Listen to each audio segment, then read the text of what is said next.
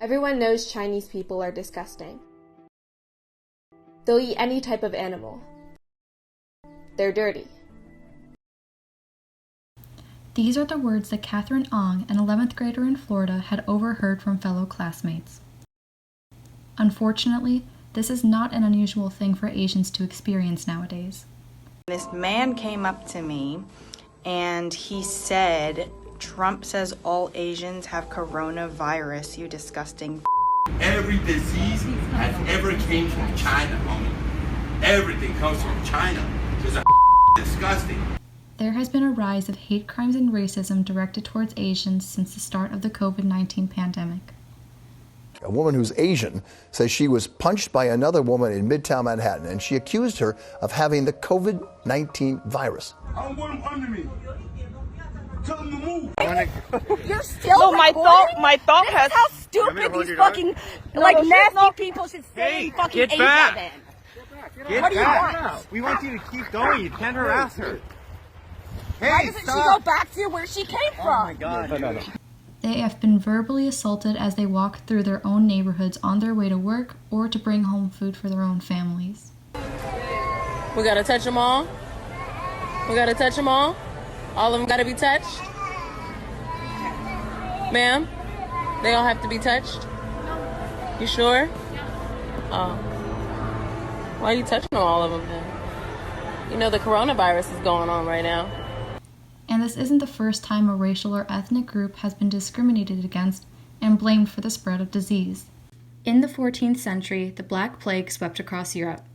Anti-Semitism radically increased as Christians believed that the Jewish communities had been poisoning their wells and food because they wished to extinguish all of Christendom.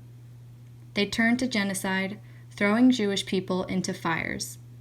Back then, people did not know about germs and tried to understand the disease by looking towards God.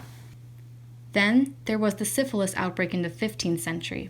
Countries would blame one another for the spread of disease, and the Germans had branded it the French disease. A historian had observed the increased movement of people across national borders reinforced the need to protect social boundaries. Every national group in Europe defined syphilis as a disease of other nations. Does this sound familiar? Another example is the cholera outbreak in the early 1800s.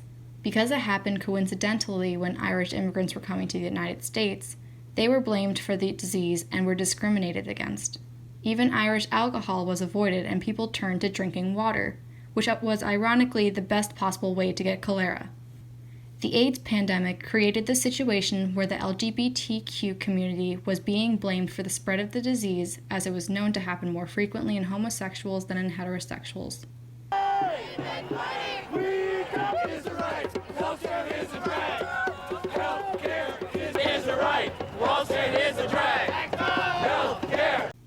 So what makes our pandemic response different than those that came before us?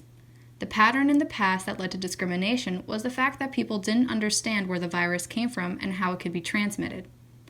We were able to determine the origin because of the technology that we currently have. Everyone's data is in a computer system somewhere, and in this case, the information that was used was hospital records and travel documentation. I've come across many instances while I was scrolling through mukbangs on Instagram.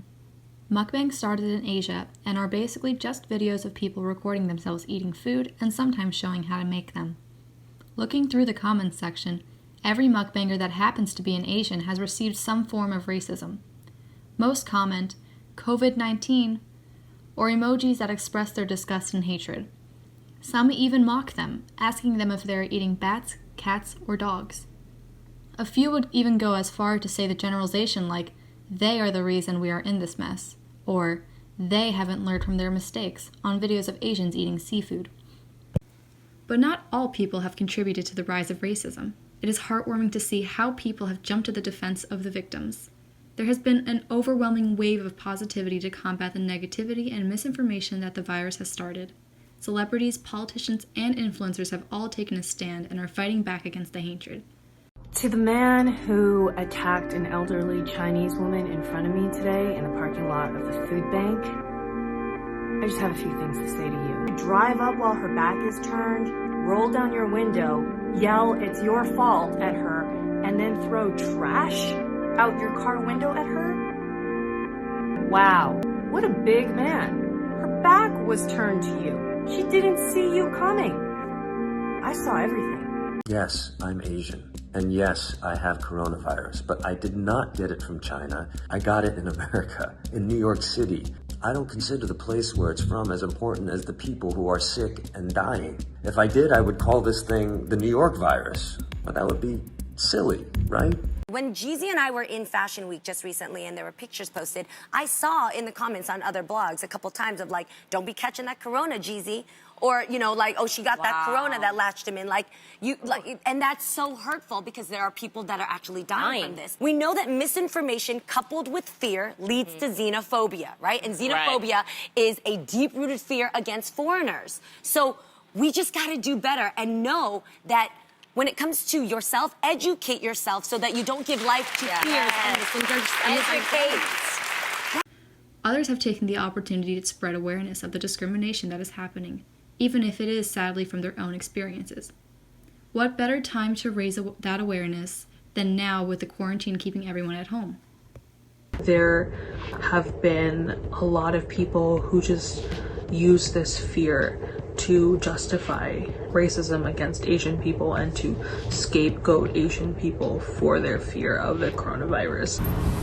I was just at Market Basket, minding my own business by myself, getting some water.